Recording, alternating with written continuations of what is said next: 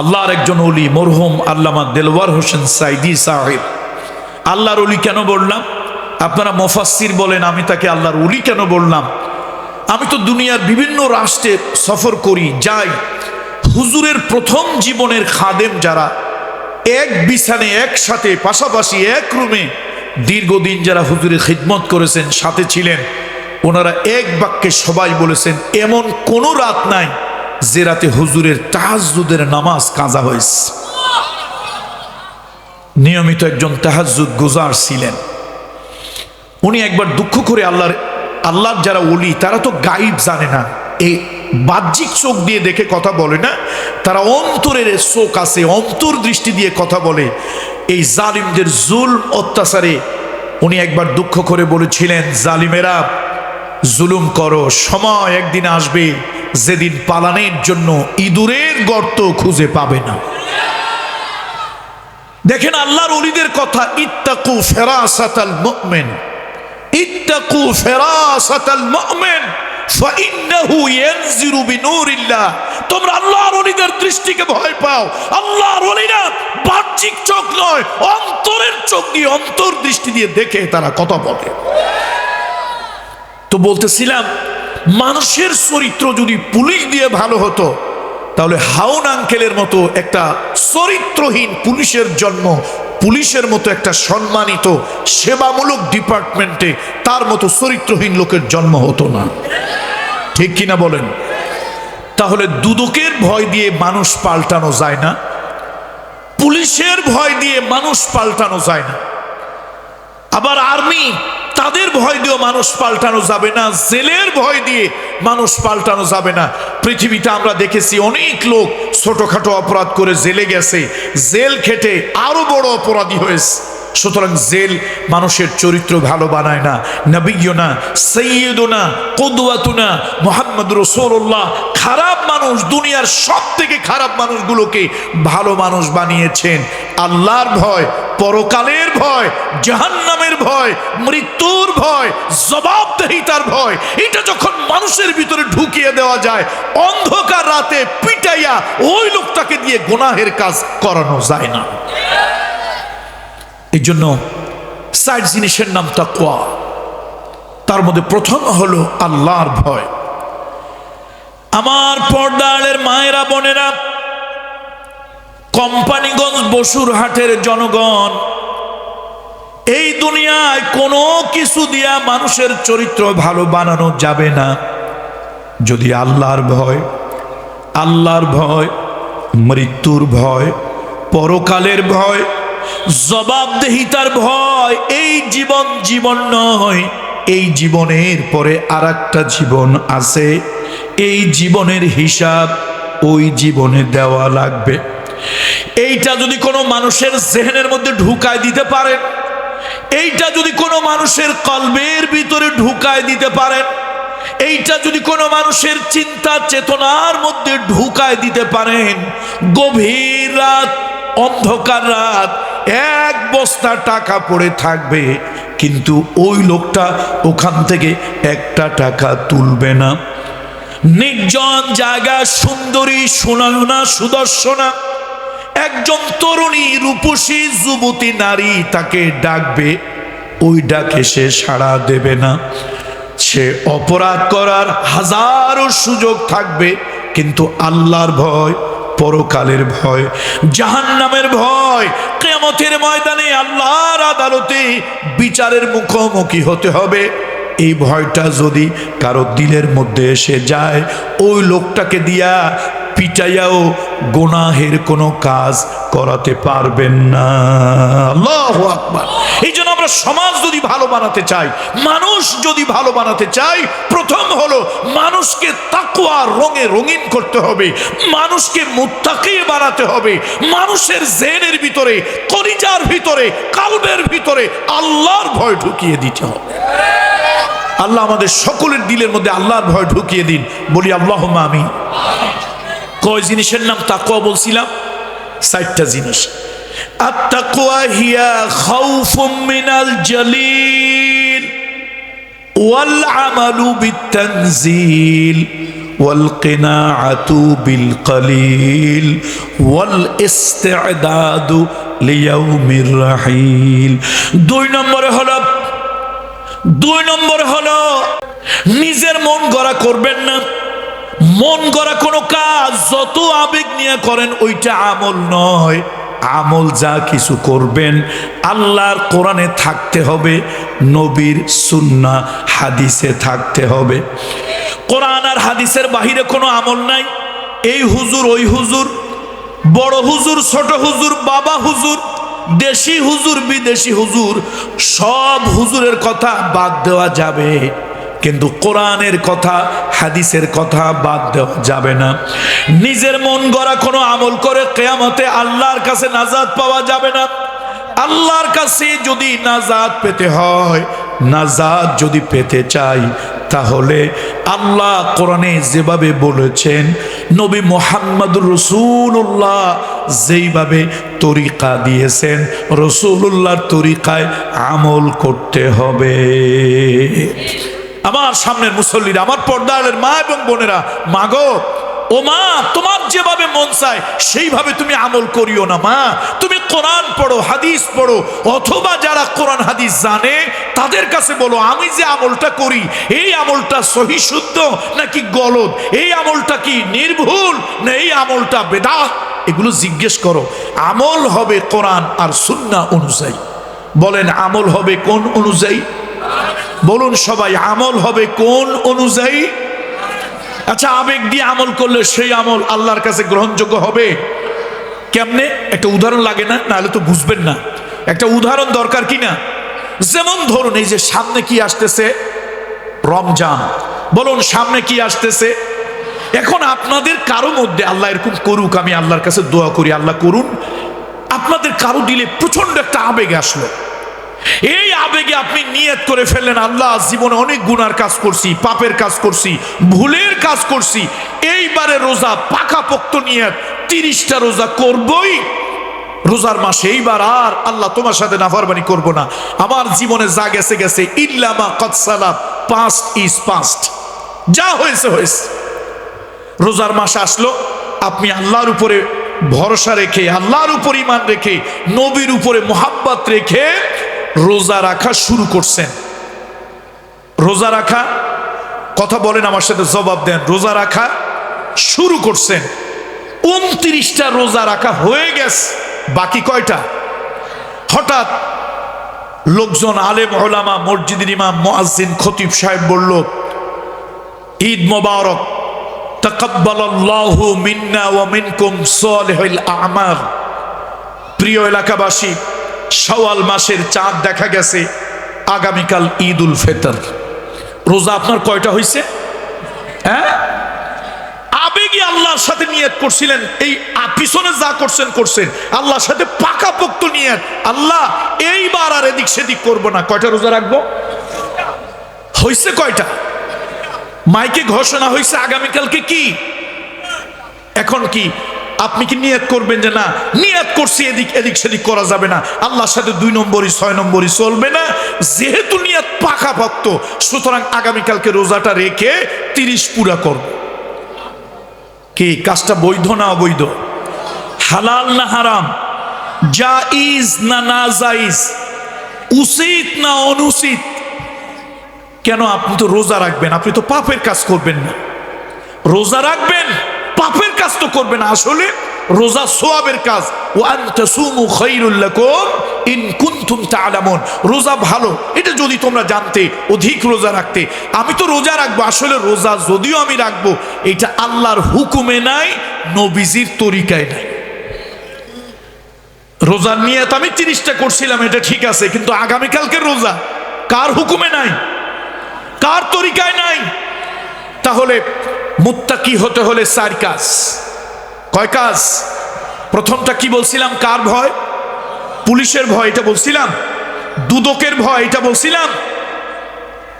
দুদকের ভয় এটা বলি নাই, পুলিশের ভয়, আর্মির ভয়, জেলের ভয় বলি নাই, বলেছি আল্লাহর ভয়, পরকালের ভয়, জবাবদেহিতার ভয়। আল্লাহর আরশের সামনে দাঁড়াতে হবে, আল্লাহর কাছে এই জীবনের হিসাব দেওয়া লাগবে। এই অনুভূতি, এই টেন্ডেন্সি, নারী হোক পুরুষ হোক, কারো দিলের মধ্যে যদি ঢুকে যায়, পিটাইয়া ওই লোকটাকে দিয়ে গুনাহের কোনো কাজ করানো যাবে না। আল্লাহু আকবার। তাহলে 2 নম্বর হলো আমল হবে কোরআন এবং সুন্নাহ অনুযায়ী, মন গড়া নয়। আমরা সমাজে অনেক আমল করি, মুরব্বীরা রাগ করেন না যে টেকেরহাটে পীর সাহেব বা পীরজাদা মরহুম আনসারী সাহেবের ছেলে আসছিল, উনিও নাকি পীর সাহেব কি ওয়াজ করলো। আমরা কত আমল করি, অনেক আমল করি যার কোরআন হাদিসের কোনো ভিত্তি নাই। যেই আমলের কোরআনের হাদিসে ভিত্তি নাই, ওই আমলের 5 পয়সার কোনো মূল্য আল্লাহর কাছে নাই। তাহলে মুত্তাকি হইতে হইলে আপনাকে 2 নম্বরে আমল করতে হবে কোরআন আর হাদিস অনুযায়ী। 3 নম্বরে হলো ওয়াল কিনাআতু বিল কালিল, লোভকে কমাতে হবে। এই দুনিয়ায় যার লোভ বেশি তার পাপ বেশি, যার লোভ বেশি তার পাপ বেশি। লোভের কারণে মানুষ অধিক পরিমাণে গুনাহ করে। এই জন্য কবি বলেছিলেন, এ দুনিয়ায় হায় সেই বেশি চায়, আছে যার ভুরি ভুরি, রাজার হস্ত করে সমস্ত, কাঙ্গালের ধন চুরি। আগের দিনের মানুষ অভাবের কারণে চুরি করত, অভাবের কারণে 2 কেজি চাউল 1 কেজি ডাল চুরি করছে, একটা লুঙ্গি চুরি করছে, একটা শাড়ি চুরি করছে, একটা বদনা চুরি করছে, অভাবের কারণে পেটের দায় চুরি করেছে। আর এখন যারা চোর, কোটি কোটি টাকা, 1000 কোটি টাকা চুরি করে, একটা চোরও অভাবের চোর নয়, সব স্বভাবের চোর। কথা ঠিক কিনা বলেন? এই স্বভাব মানুষকে অন্যদিকে নিয়ে যায়। দেখেন আমাদের দেশে এক দরবেশ বাবা, কোন বাবা? আসলে কি দরবেশ বাবা না ধরছে ভেষ? একদল হলো দরবেশ আর একদল হলো ধরে ভেষ, ধরছে ভেষ। কি সুন্দর নবীর সুন্নত দাড়ি, কোদাল দিয়ে এইরকম কাটা কাটছে, এইরকম চাচা চাচ্ছে কোদাল দিয়ে। কারণটা কি? কারণ হলো এই দাড়ি তো হলো চোরের নৌকায় সাধুর নিশান। কথা ঠিক কিনা বলেন? অকাম কুকামকে, বৈধকে অবৈধকে বৈধ করার জন্য, হারাম কাজ হালাল করার জন্য ওইটা হলো সাইনবোর্ড। ধরা যখন পড়ছে চিন্তা করছে এটাকে কেটে ফেলি। এখন পুলিশ আইসে একজনে ধরে, কয় আমারে একারে নেও কেন? আসলাম 2 জন, তোমরা আমারে একারে নেও কেন? কয় আরেকজনকে, তারও তো দেখি না চিনি না। কই যে পাশে দরবেশ বাবা বসে আছে, তারে নিবা না? কই যে আরে সর্বনাশ, সে তো এইরকম চাচা চাচ্ছে, এটা তো বোঝারই কোনো কায়দা নাই। তাহলে লোভের কারণে মানুষ অনেক কিছু হারায়, অনেক কিছু করে। লোভ হলো পাপ। এই জন্য মুত্তাকি হতে হলে অধিক পরিমাণে লোভী হওয়া যাবে না। মানুষের অধিকাংশ পাপ কোথা থেকে হয় বলেন না? কোথা থেকে হয়? এই জন্য লোভকে সম্বরণ করার জন্য আল্লাহ হযরত আলী রাদিয়াল্লাহু তাআলা বলেছেন, যে লোকটার ভিতরে লোভ কম, তার ভিতরে পাপ কম, সে একজন মুত্তাকি। 4 নম্বরে ওয়াল ইস্তিদাদু লিয়াউমির রাহিল, এই দুনিয়া রাজা বলেন, বাদশা বলেন, রাজা বলেন, প্রজা বলেন, ধনী বলেন, গরিব বলেন, এই দুনিয়া কারো জন্য চিরস্থায়ী থাকার জায়গা নয়। এই দুনিয়া হলো 2 দিনের মুসাফির খানা। কেউ 100 বছর হায়াত নিয়ে দুনিয়ায় আসছে, 100 বছর থাকে। আবার কেউ 40 বছর হায়াত নিয়ে আসছে, 40 বছর থাকে। এই দুনিয়া যার যে কয়দিন হায়াত, ওই কয়দিন সে থাকে। দুনিয়া হলো মুসাফির খানা। ইহা হাম সব মুসাফির হ্যায়, वही आखिर ठिकाना, कोई आगे रवाना है, कोई पीछे रवाना। चलो मुसाफिर बादुगा ठोड़ी, जाना है बहु दूर, आज भी जाना कल भी जाना, जाना एक दिन पड़ेगा। এই দুনিয়া চিরদিন থাকার জায়গা নয়। সুতরাং যারা মুত্তাকি, আল্লাহকে যারা ভয় করে, আল্লাহর যারা মোহাব্বত করে, এই মুত্তাকিদের 4 নম্বরে গুণ হলো মুত্তাকিরা প্রতিনিয়ত প্রস্তুত থাকে। আল ইস্তেদাদ, এটাকে বলে প্রিপারেশন। ইংরেজিতে আমরা কি বলি? প্রিপারেশন। ওই লোকটা মুত্তাকি, ওই লোকটা মুত্তাকি যে প্রত্যেকটা মুহূর্তে প্রস্তুত থাকে, আমার মালিক আমাকে ডাক দেবে, সাথে সাথে আমি ডাকের সাড়া দেব। আল্লাহ দাদার সামনে কখনো নাতির ডাক আসে, বাবার সামনে কখনো ছেলের ডাক আসে, বুড়ো মানুষের সামনে কখনো জুয়ানের ডাক আসে। হাসপাতালের বেডে মৃত্যুর শয্যায় শায়িত ওই লোকটা 5 বছর বেঁচে আছে, একজন তরতাজা মানুষের ডাক আসছে, মুহূর্তের ভিতরে সে চলে গেছে। তাহলে পৃথিবীটা হচ্ছে একটা ক্ষণস্থায়ী নিবাস। মা গো, পর্দারের মা এবং বোনদেরকে বলি, মা, শ্বশুর বাড়ি যেদিন আপনি আসলেন গো মা, শ্বশুর বাড়ি, স্বামীর বাড়ি যেদিন আপনি আসলেন, সেদিন আপনাকে লাল শাড়ি, লাল চুড়ি, লাল ফিতা পরানো হলো, 6 বেহারার পালকিতে চড়ানো হলো। শ্বশুর বাড়ি যখন ঢুকলেন, আনন্দের বন্যা বইতে লাগলো, সবাই আপনাকে নিয়ে মাতোয়ারা। মাগো, এটা হলো দুনিয়ার স্বামীর ঘরে ঢুকলে লাল শাড়ি, লাল চুড়ি, লাল ফিতা পরে।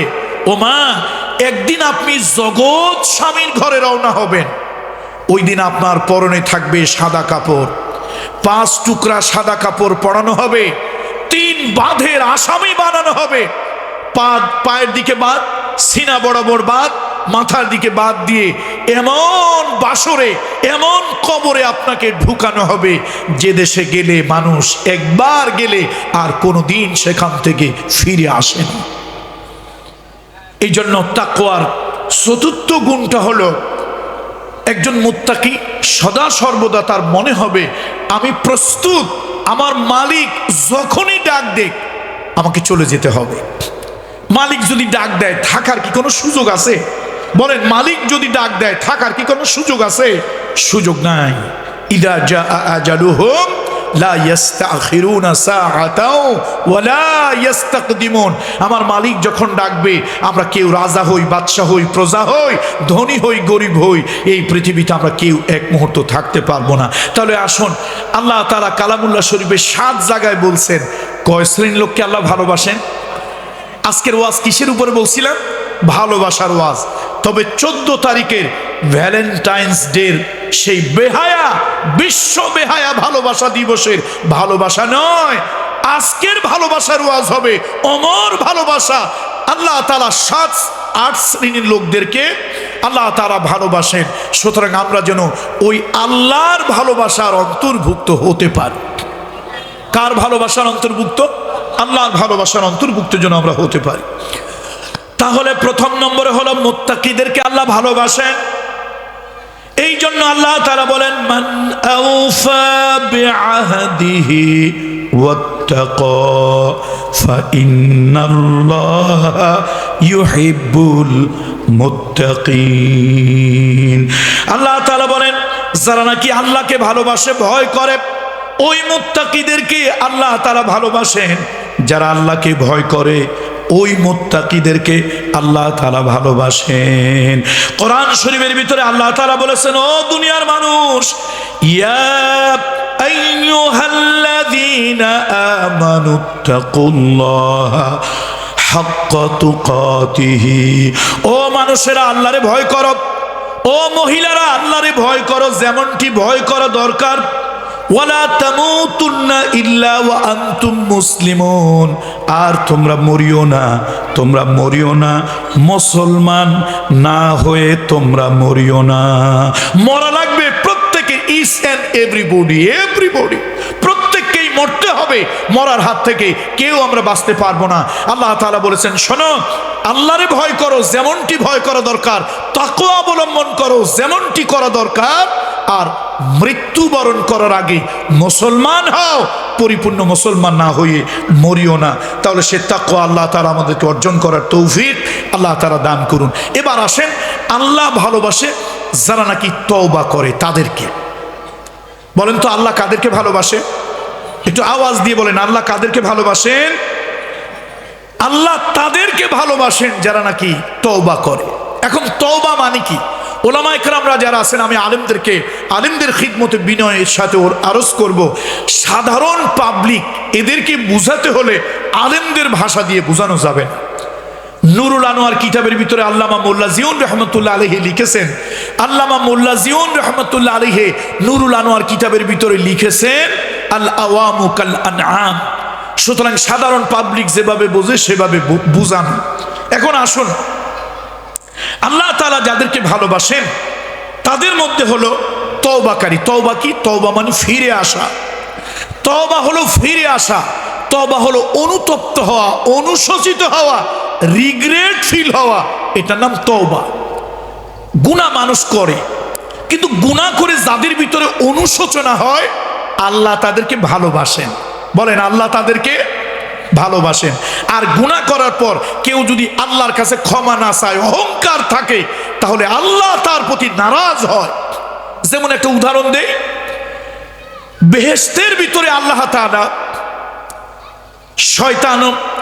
শয়তানকে আল্লাহ তাআলা মুআল্লিমুল মালাইকা বানিয়ে রাখলেন, আর জান্নাতের ভিতরে আল্লাহ তাআলা আদম আলাইহিস সালামকে এবং মা হাওয়াকে থাকতে দিলেন। আল্লাহ কি বললেন?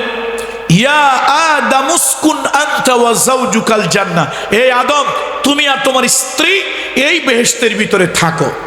এটা আল্লাহ নির্দেশ দিলেন। জান্নাত হলো আনন্দের জায়গা, উপভোগ করার জায়গা। আদম তুমি আর তোমার স্ত্রী যা মনে লয় তাই খাও, যেখানে ইচ্ছা সেখানে যাও, আনন্দ করো, ফুর্তি করো, উপভোগ করো, শুধু একটা কাজ করবা না, লা তাকরাবা হাযিহি শাজারা ফাতাকুনা মিনাজ জালিমিন। আদম তুমি আর তোমার স্ত্রী, এই যে একটা ডিমার্কেশন এরিয়া দিলাম, কোম্পানিগঞ্জের লোক আইল বললে বোধহয় ভালো বুঝবে। আইল আছে না? আইল নিজের জমি যতটুক আইল হবে অতটুক। কি আইল ডেঙ্গাই আরেকজনের জমিতে আপনি দখল করবেন নাকি? এখন আল্লাহ তাআলা একটা আইল দিয়ে দিলেন, এই আদম হাওয়া এই তোমাদের জন্য একটা আইল দিয়ে দিলাম, এই আইলের বাহিরে যাবে না। শয়তান ফুসলাইল, কয় এই আইলের বাহিরে গেলে, ওই গাছের কাছে গেলে তোমরা অমর হবে, চিরস্থায়ী জান্নাত পাবে, আরো কিছুদিন থাকবে, না হলে আল্লাহ তোমাদের দুনিয়ায় পাঠায় দেবে। নানান কথাবার্তা ইত্যাদি ইত্যাদি, মিথ্যা মিথ্যা রং সঙ্গওয়ালা মিথ্যা বলে এরপরে আল্লাহ তাআলার এই মরদুদ শয়তান সে কি করলো? বাবা আদম মা হাওয়াকে ভুলভাল বুঝিয়ে তাদেরকে মিসগাইড করে ফেললো। এই ভুল করার কারণে আল্লাহ তাআলা অসন্তুষ্ট হয়ে আদম আলাইহিস সালামকে, মা হাওয়াকে জমিনে পাঠালেন, শয়তানকে জমিনে পাঠালো। তিনজন জমিনে আসছে, শয়তানও আসছে, আদমও আসছে, বলেন আর কে আসছে? হাওয়া আসছে। এখন আদম দুনিয়া আসার পর, মা হাওয়া আসার পর তাদের কাছে মনে হইল আমাদের কাজটা ভুল হয়েছে। এখন তারা কান্নাকাটি শুরু করলো, আল্লাহর কাছে অনুতপ্ত হওয়া শুরু করলো, তওবা করা শুরু করলো, আল্লাহর কাছে রিগ্রেট ফিল করতে লাগলো। এত আল্লাহর কাছে কাঁদলো, রব্বানা যালামনা আনফুসানা, এ মালিক আমরা নিজেদের নফসের প্রতি জুলম করেছি, তুমি যদি আমাদেরকে মাফ না করো আমরা কিন্তু ক্ষতিগ্রস্তের ভিতরে অন্তর্ভুক্ত হয়ে যাব। নফসের প্রতি জুলুম করেছি, তুমি যদি মাফ না করো তাহলে আমরা বরবাদ হয়ে যাব, জাহান্নামী হয়ে যাব। আল্লাহর কাছে কাঁদতে লাগলেন। এই কান্নায় আল্লাহ এত খুশি হইল যে আদম আর হাওয়াকে মাফ করে দিল। আদম রে কইল, আদম শুধু তোমারে মাফ করলাম না, তোমার চোখের পানি, তোমার তওবা, তোমার অনুতপ্ত হওয়া, তোমার অনুশোচিত হওয়া, আমি আল্লাহর কাছে বারবার বিনয়ের সাথে লজ্জা পেয়ে ক্ষমা চাওয়া, আমি আল্লাহ তোমার সম্মান বাড়িয়ে দিলাম। আগে ছিলা তুমি সাধারণ মানুষ, আগে ছিলা সাধারণ, বলেন জবাব দেন, আগে ছিলা সাধারণ। এই যে আমার কাছে তুমি অনুতপ্ত হইলা, অনুশোচিত হইলা, তওবা করলা, যাও তোমার সম্মান বাড়াই দিলাম, এখন তোমাকে আমি বানিয়ে দিলাম নবী। সুবহানাল্লাহ বাড়ি গিয়ে বলেন, এখন দরকার নাই। সুবহানাল্লাহ বাড়ি গিয়ে বলেন, এখন বলেন না। আল্লাহু আকবার। তাহলে তওবার দ্বারা আদমের মর্যাদা বাড়লো, আর শয়তান সীমা লঙ্ঘন করলো। আল্লাহর কাছে তো অনুতপ্ত হলোই না, বরং শয়তান বলল আমারে কিয়ামত পর্যন্ত হায়াত দাও। আল্লাহ কয় যা, মঞ্জুর, অ্যাকসেপ্ট। এরপরে আমাকে তোমার বান্দার রগের ভিতরে, নক্ষত্রের ভিতরে, তার ভেইনের ভিতরে, তার রগ রেশার ভিতরে ঢোকার আমাকে তুমি পাওয়ার দাও, সুপ্রিম পাওয়ার। আল্লাহ কাজা তাও দিলাম, জিম যা, আজকের থেকে তুই চরমভাবে বিতাড়িত, তুই মারদুদ শয়তান, লানত প্রাপ্ত শয়তান। আর আমার আদম আমার কাছে বিনয়ের সাথে ক্ষমা চাইলো, আমি আদম রে সিম্পল আর আদম রাখলাম না, নবী বানিয়ে তাকে সম্মান বাড়িয়ে দিলাম। তাহলে তওবা এটার মানুষের গুনাহ মাফ করে, তওবা মানুষের সম্মান বৃদ্ধি করে। আর নবীজি বলেছেন বনি আদমের স্বভাব হলো, চরিত্র হলো মানুষ ভুল করে, গুনাহ করে, এটা মানুষের স্বভাব, হিউম্যান হ্যাবিট। কিন্তু আল্লাহ তাআলা ওই মানুষগুলোর উপরে আল্লাহ তাআলা খুশি হন, ওই মানুষগুলোকে আল্লাহ ভালোবাসেন, ওই মানুষগুলোকে আল্লাহ তাআলা ক্ষমা করে দেন। যে মানুষেরা আল্লাহর কাছে অনুতপ্ত হয়, অনুশোচিত হয়। ও পর্দার মহিলারা, আমাদের মায়ের তুল্য মায়েরা, বোনের তুল্য বোনেরা, আমরা মানুষ জীবন চলার পথে নানান ভুল করি, জীবন চলার পথে নানান গুনাহ করি। ওই গুনাহ হয়ে যাওয়ার পর মনে যদি হয়, মনে যদি লয় আমার গুনাহ হয়েছে, আমার ভুল হয়েছে, আল্লাহর কাছে যদি কেউ বিনয়ের সাথে ক্ষমা চায়, আল্লাহ তাআলা বলেন আমি ওই বান্দা বান্দিকে মাফ করে দেই, ক্ষমা করে দেই। শুধু আমি ক্ষমা করে দেই না, ওই বান্দা বান্দিকে আমি আল্লাহ তাআলা আমার কুদরতি কোলে তুলে নেই। সুবহানাল্লাহ। তাহলে কয় শ্রেণীর লোককে আল্লাহ ভালোবাসেন? বলেন কয় শ্রেণী? 7 শ্রেণীর লোকদেরকে আল্লাহ ভালোবাসেন। কোরআনের 7 জায়গায় আল্লাহ উল্লেখ করেছেন 8 শ্রেণীর লোককে আল্লাহ ভালোবাসেন। আমরা কিন্তু আল্লাহর ভালোবাসার পাত্র হতে চাই। দুনিয়ার ভালোবাসা, নেতা আমারে ভালোবাসে, সরকার আমারে ভালোবাসে, ক্ষমতাসীনওয়ালা আমারে ভালোবাসে, টাকাওয়ালা আমাকে ভালোবাসে, পয়সাওয়ালা আমাকে ভালোবাসে, দুনিয়ার যত মানুষ ভালোবাসে, কারো ভালোবাসা মূল্যবান হবে না, সব ভালোবাসা মূল্যহীন। একটা ভালোবাসা যদি অর্জন করা যায়, আল্লাহর ভালোবাসা, আল্লাহর ভালোবাসা, তাহলে আমার জীবন অমর হয়ে যাবে, আমার জীবন সার্থক হবে, আমার জীবন সফল হবে। আসুন আল্লাহর ভালোবাসা অর্জন করার জন্য, আল্লাহর ভালোবাসার পাত্র হওয়ার জন্য আমরা 8টা গুণে গুণান্বিত হই। প্রথম হলো মুত্তাকি হওয়া। কি হওয়া বলেন? মুত্তাকি হওয়া। 2 নম্বরে হলো তওবাকারী হওয়া। আত্তাইবু মিনাজ যামবে কামান লা যামবা লাহু। ইমাম বুখারী রাহমাতুল্লাহ আলাইহির একটা কিতাব আছে, এই পৃথিবীর ভিতরে বিখ্যাত একটা কিতাব। ওই কিতাবটার নাম হলো আল আদাবুল মুফরাদ। বলেন তো কিতাবটার নাম কি? আল আদাবুল মুফরাদ। এই কিতাবের ভিতরে ইমাম বুখারী রাহমাতুল্লাহ আলাইহি একটা হাদিস এনেছেন। বনি ইসরাইলে একটা লোক কেমন পাপ করছে। বনি ইসরাইলের যুগে মুসা আলাইহিস সালামের বংশের একটা লোক, এই লোকটা পাপ করছে। এই লোকটা আল্লাহ বিশ্বাস করতো না, পরকাল বিশ্বাস করতো না, সে ছিল নাস্তিক। স্রষ্টা, সৃষ্টিকর্তা, পরকাল, জাহান্নাম এর কোনো কিছুতেই তার বিশ্বাস ছিল না। এই লোকটা 99টা খুন করছে। হঠাৎ তার দিলের মধ্যে একটা চিন্তা আসছে, হঠাৎ তার দিলের মধ্যে একটা ভয় আসছে, এই জীবনের পরে যদি আরেকটা জীবন থাকে, এই জীবনের হিসাব যদি ওই জীবনে দেওয়া লাগে, আল্লাহর কাছে যদি ওঠা লাগে, তাহলে আমার কি হবে? আমি আমার স্কুল, কলেজ, ইউনিভার্সিটি গামী আমি আমার যুবক বন্ধুদেরকে বলি, তোমরা এই যুগের তালে মিশে ভুলে গেছো। তোমরা 52-এর চেতনায় উজ্জীবিত হও, 71-এর চেতনায় উজ্জীবিত হও, তারপরে 72-এর চেতনায় উজ্জীবিত হও। এ মুসলমানের সন্তান, পরকালের চেতনায়, আখিরাতের চেতনায় যদি উজ্জীবিত না হও, তোমার জিন্দেগি বরবাদ, তোমার জিন্দেগি বরবাদ, তোমার জিন্দেগি 4 পয়সার কোনো মূল্য নাই। তুমি আসল জায়গায় ব্যর্থ। এই জন্য মানুষের জীবন সফল হবে পরকালীন জীবনের চিন্তা চেতনায় উজ্জীবিত হলে। পরকালের জীবনের চিন্তা চেতনা যার মধ্যে নাই, পশুর সাথে তার সাথে কোনো পার্থক্য নাই। বন্ধুরা আমার, মুরব্বীরা আমার,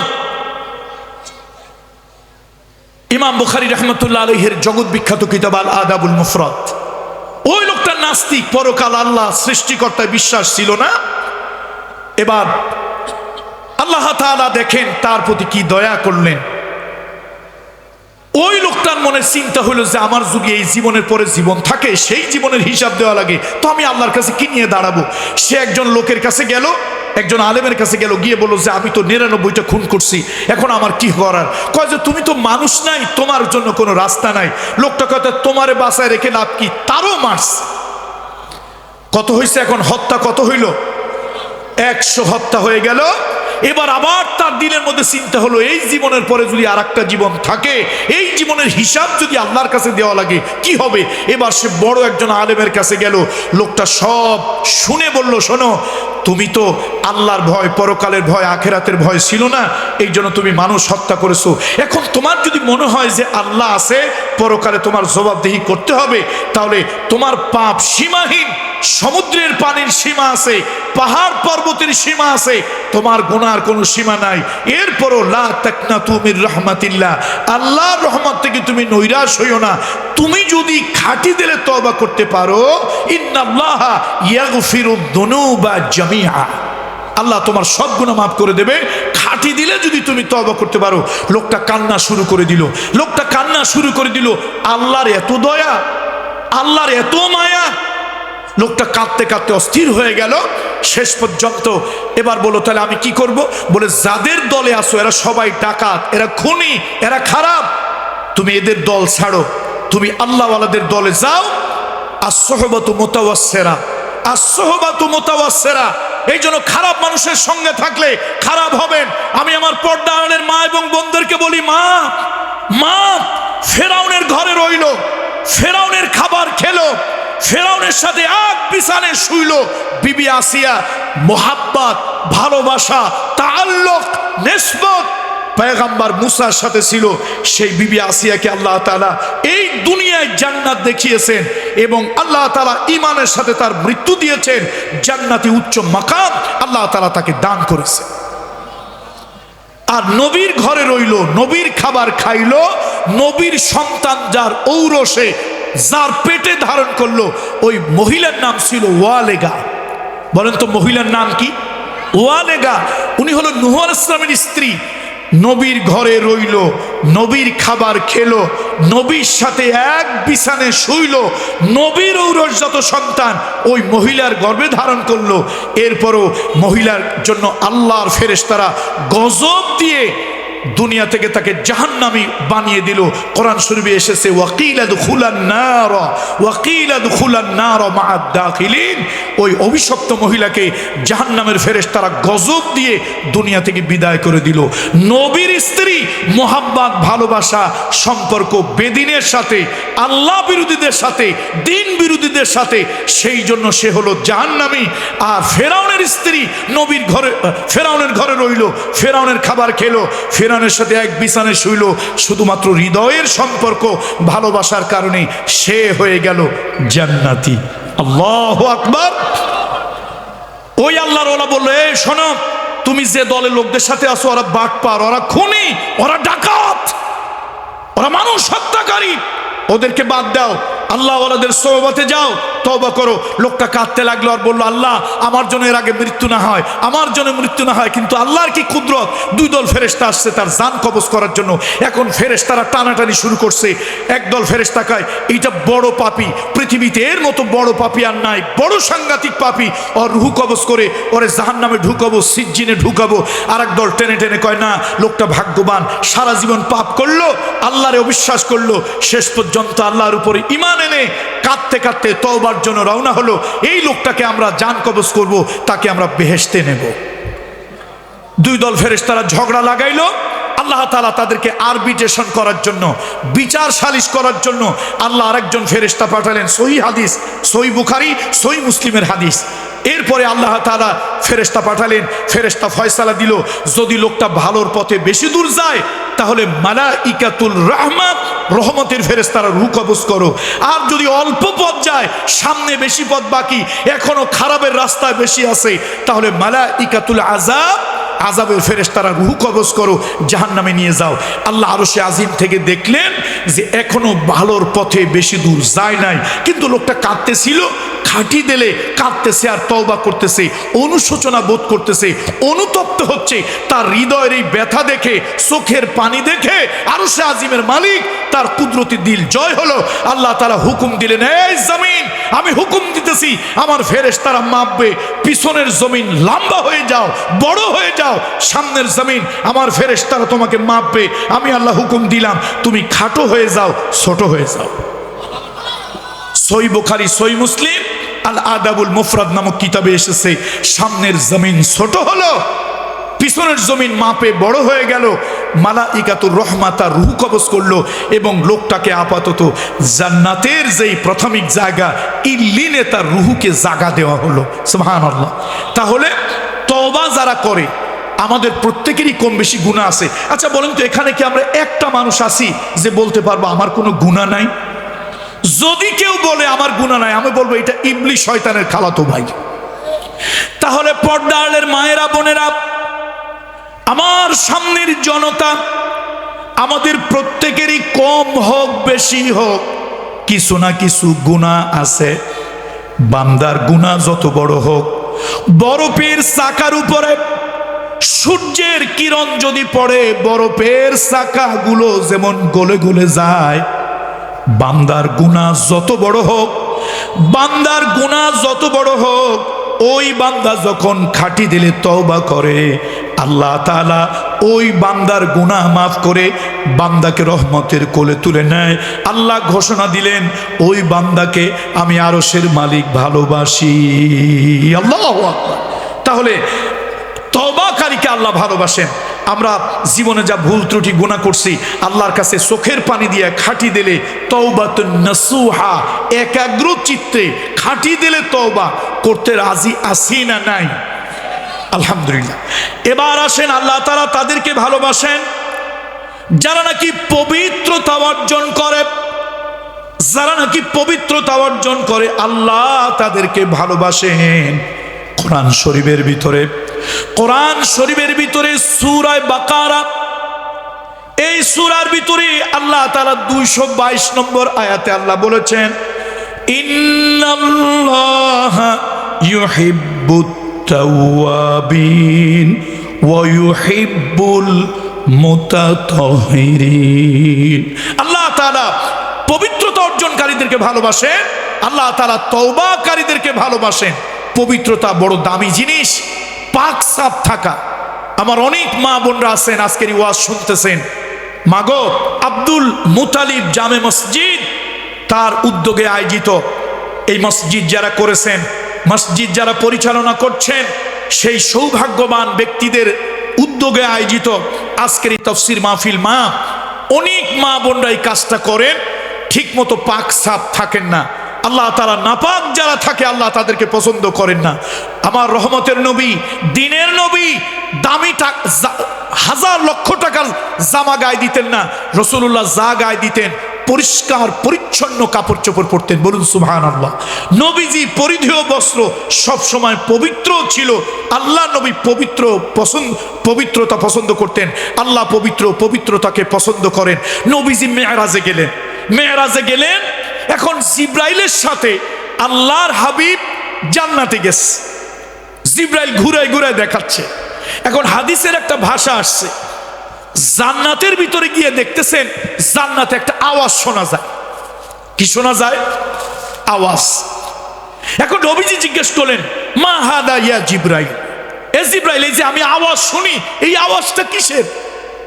কে প্রশ্ন করতেছে কাকে? রহমতের নবী মুহাম্মদ রাসূলুল্লাহ প্রশ্ন করতেছে কাকে? জিব্রাইলকে। জিব্রাইল উত্তর দেয়, ইয়া রাসূলুল্লাহ হাজা বেলাল। হুজুর, এটা হলো বেলালের পায়ের আওয়াজ। নবীজি খুব অবাক হইল, আমি বেহেশতের মধ্যে আর বেলালের পায়ের আওয়াজ শুনতেছি। এবার জিব্রাইল নবীজিকে নিয়ে আরো সামনে গেল। একটা জায়গার নাম হলো শাজারাতুল মুনতাহা। এটা একটা বড়ই গাছ আছে, এটা বর্ডার। ফেরেশতা জিব্রাইল, কোন ফেরেশতা ওই বর্ডার পার হইতে পারবে না। এখন জিব্রাইল বলছে, ইয়া রাসূলুল্লাহ, আমি তো এই বর্ডারটা পার হইতে পারবো না। এখানে যদি আমি পার হই আল্লাহর নূরের তাজাল্লিতে আমি জ্বলে পুড়ে যাব। হুজুর, এতক্ষণ তো বোরাকে আপনাকে নিয়ে আসলাম, এবার আল্লাহ তাআলা আরশে আজিম থেকে বিশেষ বাহন পাঠাবে, ওইটার নাম রফরফ। সেই রফরফে আপনাকে নিয়ে যাওয়া হবে। আপনি যান, আমার তো আর যাওয়ার পারমিশন নাই, আপনি একা একা আল্লাহর আরশে যাবেন, আল্লাহর বাড়িতে যাবেন। নবীজি বলেন এতক্ষণ তো আমার সাথে জিবরাইল ছিল সফরে, আমার সাথে একটা লোক আছে, আমার ওইরকম চিন্তা হয় নাই। এখন আমি একা একা রওনা হয়েছি, গাওটা একটু সমসম করে ওঠে, একটু ভয় ভয় লাগে, একাকিত্ব অনুভব করি। হঠাৎ আমার পাশে ওই বেলালের পায়ের আওয়াজ শুনি। সুবহানাল্লাহ বলবেন না একটু? কার পায়ের আওয়াজ শুনি? এখন বেলালের পায়ের আওয়াজ শুনে নবীজি কয় আমার তো আর খারাপ লাগতেছে না, ভয় লাগতেছে না, আমার পাশে তো একজন আছে। নবীজি বলেন আমার অ্যাটেনশন অন্যদিকে ডাইভার্ট হয়ে গেল। আল্লাহর নবী ফিরে আসলেন। নবীজি একদিন বেলালকে বুকের মধ্যে জড়িয়ে ধরলেন, আর নবীজি জিজ্ঞেস করলেন, বেলাল তুমি আমাকে বলো এমন কি আমল তুমি করো, এমন কি আমল করো যেই আমল তোমাকে আল্লাহ অনেক মর্যাদা দিয়েছে? সাইয়্যিদুনা বেলাল কয় ইয়া রাসূলুল্লাহ, আমি গরিব মানুষ, কালো মানুষ, আমি তো ওইরকম কোনো আমল করার সুযোগ পাই না। আমি মসজিদে নববীতে আযান দেই, আর আপনার ক্যাশিয়ারের দায়িত্ব পালন করি, আপনার ট্রেজারার। নবী বলে না বেলাল, কি আমল করো বলো, তোমার জন্য একটা সুসংবাদ আছে। ইয়া রাসূলুল্লাহ, আমি কিছুই করি না। না, যা করো তাই বলো। হুজুর আমি একটা আমল করি, আমি কখনই ওযু ছাড়া থাকি না, প্রস্রাব করি পায়খানা করি, প্রস্রাব করি পায়খানা করি, নাপাক হই। যখনই আমি নাপাক হই তখনই আমি ওযু করি, যখনই আমি নাপাক হই তখনই ওযু করি, আর ওযু করে 2 রাকাত নামাজ আমি আদায় করি। ইয়া রাসূলুল্লাহ, আমি নাপাক থাকি না। আল্লাহ নবী আরো মোহাব্বত নিয়ে বেলালকে বুকে জড়িয়ে ধরলেন, বেলাল যতদিন বাঁচো এই আমলটা বাদ দিও না, তোমার এই পবিত্রতার আমল আল্লাহ বড় ভালোবাসে। আল্লাহু আকবার। ও বেলাল, আমি যখন জিবরাইলের সঙ্গে জান্নাতে গেলাম তোমার পায়ের আওয়াজ আমি শুনতে পেলাম। আমি যখন জিবরাইলের সাথে আরশে আজিমে জিবরাইলকে রেখে যখন যাচ্ছিলাম তোমার পায়ের আওয়াজ, খড়মের আওয়াজ আমার কানে আসতেছিল। এই যে আল্লাহ তোমার মর্যাদায় এত উচ্চে তুলে দিয়েছেন বেলাল, আল্লাহ তোমাকে ভালোবাসেন। এই পবিত্রতার আমল, এই পবিত্রতার আমল তুমি কখনো বাদ দিও না। এই জন্য কোরআনুল কারীমের সূরা বাকারা 222 নম্বর আয়াতের ভিতরে আল্লাহ তাআলা বলেন, ইন্নাল্লাহা ইউহিব্বুত তাওয়াবিন ওয়া ইউহিব্বুল মুতাতাহহিরিন।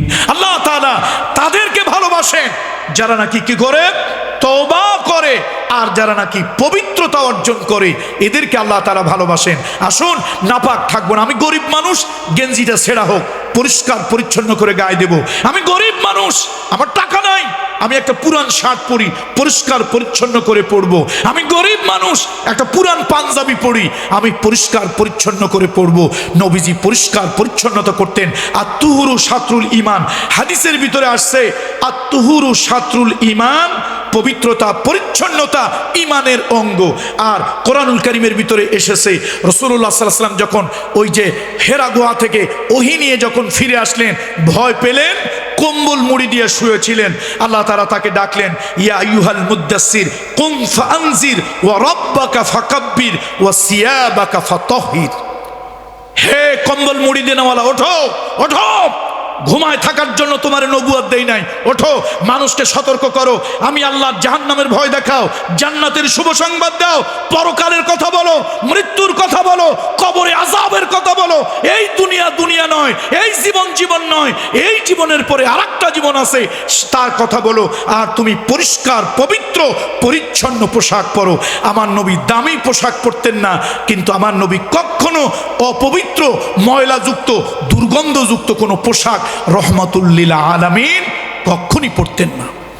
তাহলে মা বোনরা যারা আছেন, আমার দেশের কিছু মহিলা আছে, কোনো ফকিরদের যদি দেখে গায়ে সালার শর্ট আর মাথায় হলো জট, গায়ে সালার শর্ট মাথায় হলো জট, মহিলার অস্থির হয়ে যায়, পাগল হয়ে যায়, এই তো বড় হুজুর পাইছি। জট যাদের মাথায় আছে ওরা নাপাক।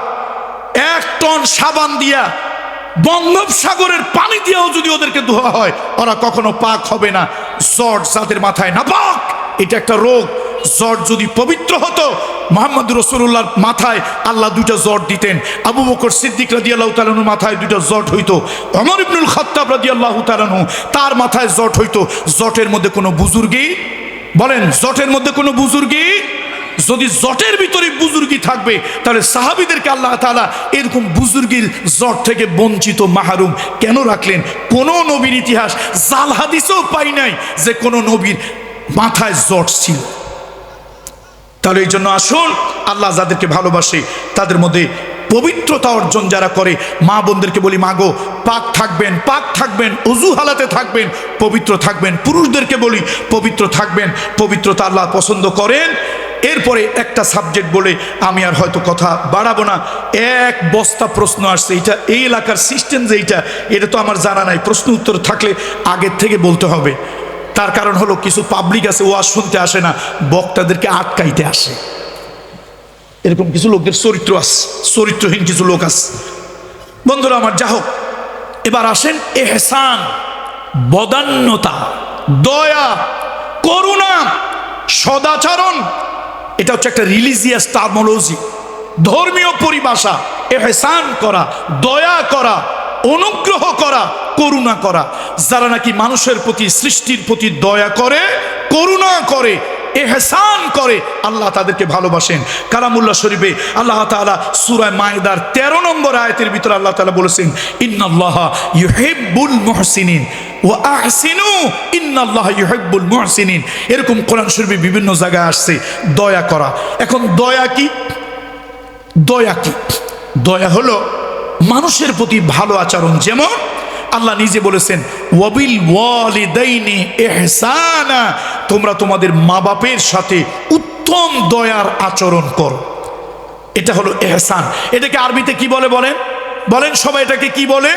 ইহসান বলে। মানুষের প্রতি ইহসান করবেন, সৃষ্টির প্রতি ইহসান করবেন, দয়া করবেন।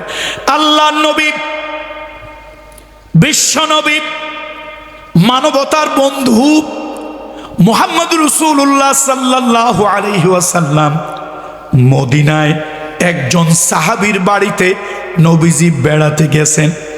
নবীকে দাওয়াত দেওয়া হয়েছে, নবী বেড়াতে গেছেন। নবীর সামনে খাবার দেওয়া হলো। আল্লাহ নবী খাবারের মধ্যে হাত দেন না, নবীজি খাবার খায় না, খাবারের মধ্যে হাত দেয় না, সাহাবীরা কেউ হাত দেয় না। এবার ওই বাড়িওয়ালা বলি, ইয়া রাসূলুল্লাহ, আপনাকে দাওয়াত দিলাম, আপনার সামনে খাবার দিলাম, আপনি কেন খান না? ইয়া রাসূলুল্লাহ, কেন রাগ হয়েছেন? নবীজি বলে, তোমার বাড়িতে খাবো না। রহমতের নবী বলতেছেন, তোমার বাড়িতে খাবো না। ইয়া রাসূলুল্লাহ, কেন খাবেন না? ওই যে তোমার গাছের সাথে একটা উট বাঁধা, আমি যখন তোমার বাড়িতে প্রবেশ করতেছিলাম, ওই উটটা চোখের পানি ঝরঝর করে আমাকে দেখে চোখের পানি ঝরঝর করে ছেড়ে দিয়েছে, আমার দিকে বারবার তাকায়। উটটা আমাকে তার ভাষায়, নীরব ভাষায় উটটা আমাকে বলে, ইয়া রাসূলুল্লাহ, আমাকে দিয়া এই লোকটা অনেক খাটায়, আমাকে দিয়া অনেক কষ্ট দেয়, আমি যেই কষ্ট করতে পারি না সেই কষ্ট আমার উপরে চাপায় দেয়।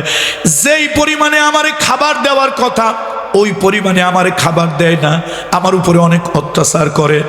রহমতের নবীর দিকে তাকাইয়া উটটা নীরব ভাষায় কি যেন মাথা নাড়ায় নাড়ায় বলছিল আর কাঁদতেছিল। রহমতের নবীর চোখ দিয়ে টপ টপ করে পানি এসে গেছে। আল্লাহর নবী বলছেন, তোমার বাড়িতে খাবো না। ওই উট আমার কাছে নালিশ দিয়েছে, তোমার বাড়িতে আমি খাবো না। ইন্নাল্লাহা কাতাবাল ইহসানা আলা কুল্লি শাই, আল্লাহ তাআলা সব জীবের উপরে, সব প্রাণীর উপরে দয়া করা, মায়া করা আল্লাহ তাআলা ওয়াজিব করে দিয়েছেন। তুমি এই উটটা অবলা প্রাণী, এই উটটা একটা বোবা প্রাণী, কথা বলতে পারে না, প্রতিবাদ করতে পারে না, তুমি তার কষ্ট দাও বেশি কিন্তু খাইতে দাও কম। ও সাহাবী, তোমার মতো একটা কঠিন নিষ্ঠুর লোকের বাড়িতে আমি খাবো না। এইরকম নিষ্ঠুর কঠিন লোক আল্লাহ তাদেরকে পছন্দ করেন না। সুতরাং আসুন, প্রত্যেকটা সৃষ্টির উপরে দয়া করবেন, মা বাপের উপরে দয়া করবেন। আরে রাস্তায় চলতেছেন, রাস্তায় যাচ্ছেন, বসুরহাট থেকে সোনারপুর যাবেন, বসুরহাট থেকে ফেনী যাবেন, একটা গাড়িতে উঠছেন, একটা গাড়িতে উঠছেন, সে গাড়ির ভিতরে মহিলা কোনো সিট ফাঁকা নাই, পুরুষ কোনো সিট ফাঁকা নাই, মহিলা সিট ফিল আপ, পুরুষ সিট ফিল আপ। আপনি বসে আছেন একটা সিটে, দেখলেন একজন মহিলা গাড়িতে উঠছে, তার হাতের মধ্যে শাখা, কপালের মধ্যে সিঁদুর। আপনি বুঝে ফেলেছেন মহিলাটা কোন ধর্মাবলম্বী, হিন্দু। কিন্তু তার দিকে এক নজর দিয়ে দেখলেন তিনি একজন গর্ভবতী মা, হয়তো 6 মাস 8 মাস 9 মাস তার গর্ভের মুদ্দত। আপনার দিলের ভিতরে যদি দয়া হয়, মহিলা সিট খালি নাই, কোনো পুরুষ সিট ছেড়ে উঠে দাঁড়ায় না। আপনি তার ধর্মের পরিচয় যাই হোক, এখানে তার পরিচয় সে একজন মানুষ, সে একজন মা। সে হিন্দু হোক, বৌদ্ধ হোক, খ্রিস্টান হোক, আস্তিক হোক, নাস্তিক হোক, তার পরিচয় সে মানুষ। এই মানুষটাকে আপনি একটু বদান্যতা, একটু এহসান, একটু করুণা দেখালে, আপনি সিটটা ছেড়ে ওই মহিলাকে বসতে দিলেন। আল্লাহ তাআলা কোরআন শরীফে বলেছে, আল্লাহ আপনাকে ভালোবাসে। আল্লাহ আপনাকে কেন ভালোবাসে? আপনি এহসান করেছেন। মুহসিনকে আল্লাহ ভালোবাসেন। সহিহ হাদিস, বনী ইসরাইলে এক মহিলা ছিল। এই মহিলা ছিল দেহ ব্যবসায়ী, টাকার বিনিময়ে ইজ্জত বিক্রি করত। ভালো মহিলা না খারাপ মহিলা? এই মহিলা, সহিহ হাদিসের বর্ণনা, এই মহিলা একবার এক মরুভূমি, এক পাহাড়ি এলাকা পার হয়ে যাচ্ছে। হঠাৎ মহিলার নজর এলো একটা কুকুর, পানির তীব্র পিপাসায় জিহবা বের হয়ে গেছে, সে কাঁপতেছে, জিহবা দিয়া লোল পড়তেছে, সে মৃত্যুর দুয়ারে, করিবুল মউত। পানির পিপাসায় এই মহিলাটা অস্থির হয়ে আস। এবার সে কি করলো? ওই দেহ ব্যবসায়ী অথবা ওই নষ্টা ভ্রষ্টা ওই মহিলা, সেই মহিলার দিলে একটু দয়া হইল। ওই যে টাকার বিনিময়ে যে মহিলা ইজ্জত বিক্রি করে, তার দিলে একটু দয়া হইল। সে ওই কুয়ার মধ্যে দেখে বালতি নাই, কুয়ার আশেপাশে কোনো বালতি নাই, রশি নাই, এখন পানি অনেক নিচে, সে করবে কি? ওই মহিলা তার গায়ের ওড়নাটা লম্বা লম্বা করে ছিঁড়ল, এক টুকরার সাথে আর এক টুকরা জোড়া লাগালো, গিড়া দিল। আরবরা কিন্তু এক ধরনের মুজা পরে, চামড়া। আমরা পরি সিনথেটিক অথবা কটন, আরবরা কিসের মুজা পরে? চামড়ার মুজা। এই চামড়ার মুজার সাথে ওই দড়িটা বাঁধলো, ওড়না লম্বা লম্বা করে ছিঁড়ে, তারপরে যে দড়িটা বানিয়েছে তার সাথে ওই মুজাটা বেঁধে নিচে, কুয়ার অনেক নিচে ফেললো। ওখান থেকে পানি তুললো, সেই পানিটা প্রথম কুকুরের মুখে ঢেলে দিল, কুকুরটা পান করলো। এই মৃত্যুপ্রায় কুকুরের গায়ে ঢেলে দিল, একটু সে স্বস্তি বোধ হলো। কুকুরটা একবার ওই মহিলার দিকে তাকায়, চোখ ঘুরে আর একবার আকাশের দিকে তাকায়, একবার মহিলার দিকে তাকায়, একবার আকাশের দিকে তাকায়। আল্লাহর নবী বলেন, ওই যে চরিত্রহীন মহিলা ওই আল্লাহর সৃষ্টি কুকুরের প্রতি এহসান করলো, দয়া করলো, বদান্যতা দেখালো, আল্লাহ তাআলা খুশি হলেন। এই মহিলাকে আল্লাহ তাআলা তওবার সুযোগ করে দিলেন, আর তওবা করে ওই মহিলাকে আল্লাহ মাফ করে দিলেন।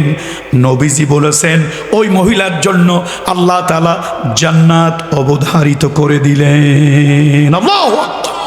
তাহলে সৃষ্টির প্রতি দয়া করা যারা করে, মানুষের প্রতি যারা দয়া করে, এটাকে আরবিতে কি বলে? একটু আওয়াজ দিয়ে বলেন না, কি বলে? আপনি ওযু করতেছেন, পিছনে একজন বয়স্ক একজন লোক দাঁড়িয়ে আছে, একজন সিনিয়র সিটিজেন, একজন ওল্ড পারসন দাঁড়িয়ে আছে। আপনি নিজে উঠে তার একটু আগে সুযোগ করে দিলেন।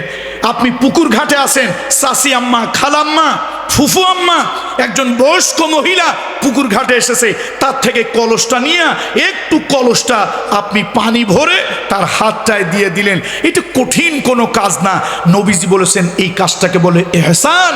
ইন্নাল্লাহা ইউহিব্বুল মুহসিনিন ওয়া আহসিনু ইন্নাল্লাহা ইউহিব্বুল মুহসিনিন। আরেক জায়গায় কোরআনে একটা মারাত্মক কথা আল্লাহ বলেছেন, মারাত্মক, সাংঘাতিক মারাত্মক কথা কোরআনে আল্লাহ বলেছেন, হাল জাযাউল ইহসান ইল্লাল ইহসান। শোনো, তুমি যদি আমার সৃষ্টির উপরে দয়া করো, আমি আরশের মালিক ওয়াদা করতেছি আমি তোমার উপরে দয়া করব। এই জন্য আসুন, কয় শ্রেণীর লোককে আল্লাহ ভালোবাসেন? 8 শ্রেণী। কয় জায়গায় উল্লেখ আসছে? 7 জায়গায়, কালামুল্লাহ শরীফের 7 জায়গায় উল্লেখ আসছে আল্লাহ তাআলা 8 শ্রেণীর লোকদেরকে পছন্দ করেন। এরপরে আল্লাহ তাআলা পছন্দ করেন, ভালোবাসেন ধৈর্যশীলদেরকে। ইন্নাল্লাহা ইউহিব্বুস সাবিরিন, আল্লাহ তাআলা ধৈর্যশীলদেরকে ভালোবাসেন। আজকে অধিকাংশ ঘর ভাঙে অধৈর্য হওয়ার কারণে, তালাক হয় অধৈর্য হওয়ার কারণে, মারামারি লাগে অধৈর্য হওয়ার কারণে। মানুষ যেন অস্থির হয়ে গেছে, মানুষের অস্থির চিত্ত। এই জন্য ধৈর্য ধৈর্য ধৈর্য ধৈর্য হলো দামি গুণ। হযরত আইয়ুব আলাইহিস সালাম সারা গায়ের ভিতরে কিরা পড়ে গিয়েছিল, অধৈর্য হন নাই। আল্লাহ তাকে বলেছেন সাবরে জামিল, উত্তম ধৈর্য ধারণ করেছিল। আল্লাহ বিনিময় তাকে ভালোবেসেছিলেন, আল্লাহ তাকে রোগ মুক্ত করে দিয়েছিলেন, তার হারানো সম্পদ আবার আল্লাহ তাকে ফিরিয়ে দিয়েছিলেন। আমি সেদিন একটা আর্টিকেলের ভিতরে দেখলাম গড়ে প্রতি 4 মিনিটে একটা তালাক হয়। স্বামী স্ত্রীর বিবাহ বিচ্ছেদ কেন হয়?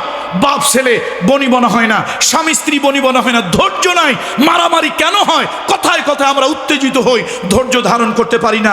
ধৈর্য অত্যন্ত দামি একটা মানবিক গুণ। এই ধৈর্যশীল যারা হয়, ধৈর্যশীল যারা হয়, ওয়াল্লাহু ইউহিব্বুস সাবিরিন, আল্লাহ তাআলা তাদেরকে ভালোবাসেন।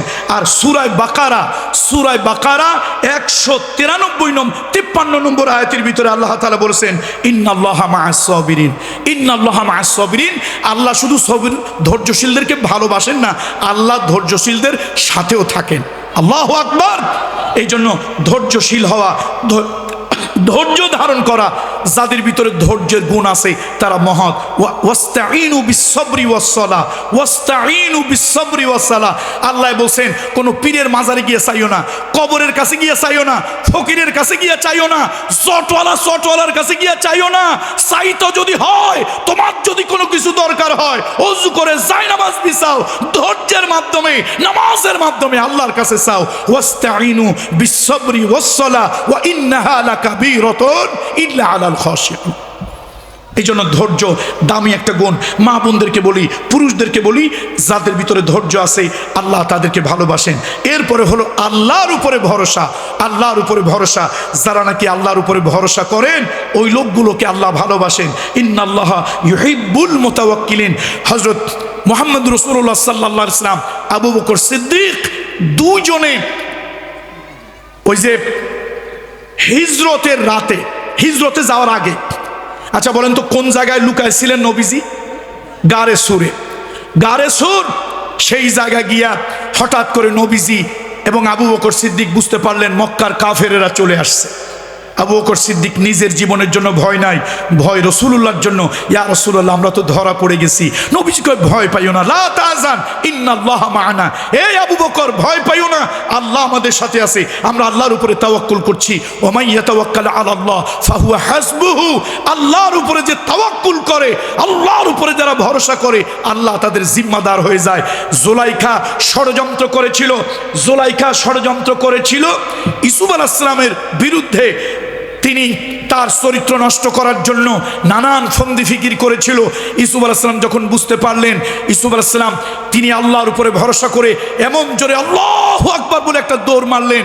জুলাইখা পিছন দিক দিয়ে যত দরজা তার কর্মচারীদেরকে দিয়ে বন্ধ করাইছিল, সবগুলি দরজা আল্লাহ তাআলা কুদরত থেকে, গায়েব থেকে আল্লাহ তাআলা টাস টাস করে সবগুলো দরজা গেট আল্লাহ খুলে দিলেন। এই জন্য আল্লাহর উপরে ভরসা করলে তার জিম্মাদার কে হয়? এই জন্য আল্লাহর উপরে ভরসা যারা করে আল্লাহ তাদেরকে ভালোবাসেন। আমি মা বোনদেরকে বলি, মাগো বিপদে পড়লে কোনো পীর ফকিরের কাছে যাবেন না, কোনো পীর ফকিরের মাজারে যাবেন না। মহিলারা এটা বেশি করেন, পুরুষেরাও করেন। বিপদে যদি পড়েন আল্লাহর উপরে তাওয়াক্কুল করেন। ইউনূস আলাইহিস সালাম মাছের পেটের ভিতরে পড়েছিল, ইউনূস আলাইহিস সালাম মাছের পেটের ভিতরে পড়েছিল। তিনি মাছের পেটে বেহুশ হয়ে আছেন, হঠাৎ তার কানের মধ্যে আওয়াজ হলো, তিনি জিকিরের আওয়াজ শুনতে পারলেন। ইউনূস আলাইহিস সালাম ভাবলেন আমি এমন একটা জায়গায় বন্দী হয়ে আছি, দুনিয়ার কোনো রাজা বাদশাহ এখান থেকে আমাকে উদ্ধার করতে পারবে না।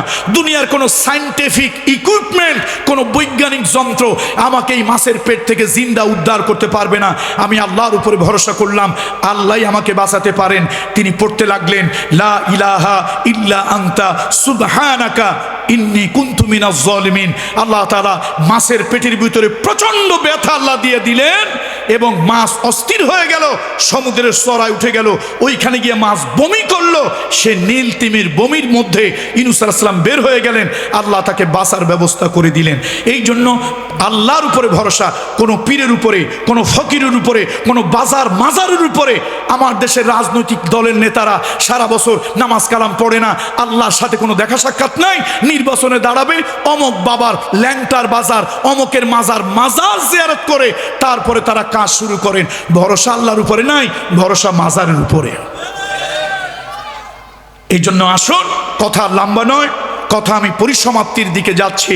আসুন, আল্লাহ তাআলা 7 জায়গায়, কয় জায়গায়, কয় শ্রেণীর লোককে আল্লাহ ভালোবাসেন?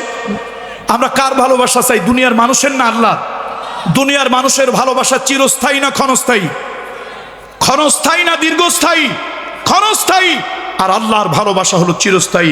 আল্লাহ যদি কাউরে ভালোবাসে, ভালোবাসার লোক তো তার হয়ে যায়। আল্লাহ যদি কারো হয়, মাল্লাহুল মাওলা ফালাহুল কুল, মান কানা লিল্লাহি কানা আল্লাহু লাহু। আল্লাহ যদি কারো হয়, সব তার হয়ে যায়। এই জন্য আসুন, আমাদের ভালোবাসা হবে আল্লাহর সাথে। 14ই ফেব্রুয়ারির ছেলে মেয়েকে ভালোবাসে, ছাত্র ছাত্রীকে ভালোবাসে, একজন আরেকজনকে ভালোবাসে, এগুলো হলো মেকি ভালোবাসা, এগুলো হলো আর্টিফিশিয়াল লাভ, এগুলি হলো ক্ষণস্থায়ী ভালোবাসা, এগুলি হলো যৌবিক ভালোবাসা, এগুলো হলো প্রতারণার ভালোবাসা, হিপোক্রেসির ভালোবাসা। একমাত্র আসল ভালোবাসা হলো আল্লাহর সাথে বান্দার ভালোবাসা। এই জন্য আমরা কোন ভালোবাসা চাই? আল্লাহর ভালোবাসা। কয় শ্রেণীর লোকদেরকে আল্লাহ ভালোবাসেন? সর্বশেষ, সর্বশেষ। এটা আবার কার কার চুলকানি হয় আল্লাহ জানে। এখন একটু চুলকানির সাবজেক্ট আর কি, এটা শুনলে কিছু লোকদের চুলকানি হবে। 8 নম্বরে আল্লাহ তাদেরকে ভালোবাসেন, ইন্নাল্লাহা ইউহিব্বুল্লাযীনা ইউকাতিলুনা ফী সাবিলিহি সাফফান কাআন্নাহুম বুনিয়ানুম মারসুস। হাদিসের মধ্যে আসছে, হাদিসের বিশেষ করে ইবনে কাসিরে আমি পড়েছি, ইবনে কাসিরে হাদিসের উদ্ধৃতি দিয়া এই আয়াতের ব্যাখ্যা লেখা হয়েছে। ইবনে কাসিরের মধ্যে জগৎ বিখ্যাত তফসির।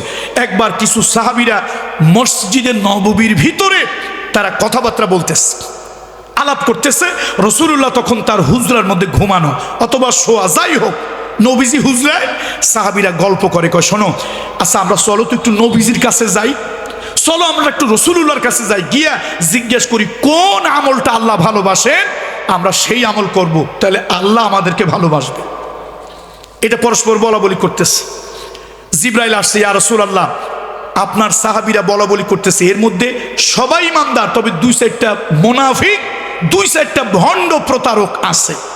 সাহাবীরা কিন্তু ইমানদার, কিন্তু কিছু লোক সাহাবীদের ভেষ ধরছে, ওরা মুনাফিক, ওরা আসলে উপর দিয়ে হাটবাট দেখায় কিন্তু ভিতরে ওরা শূন্য। সুতরাং ওরা বলতেছে কোন কাজ আল্লাহর পছন্দ সেটা জানলে তারা করত, জান তাদেরকে জানিয়ে দেন।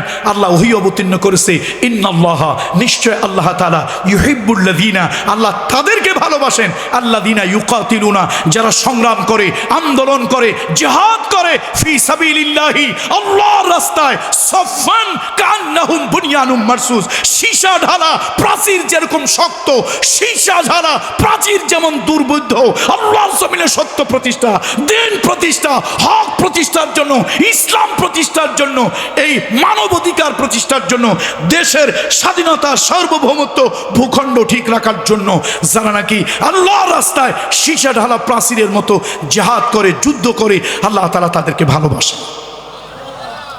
কয় শ্রেণী হলো? 8 শ্রেণী। কয় জায়গায় উল্লেখ হয়েছে? 7 জায়গায়।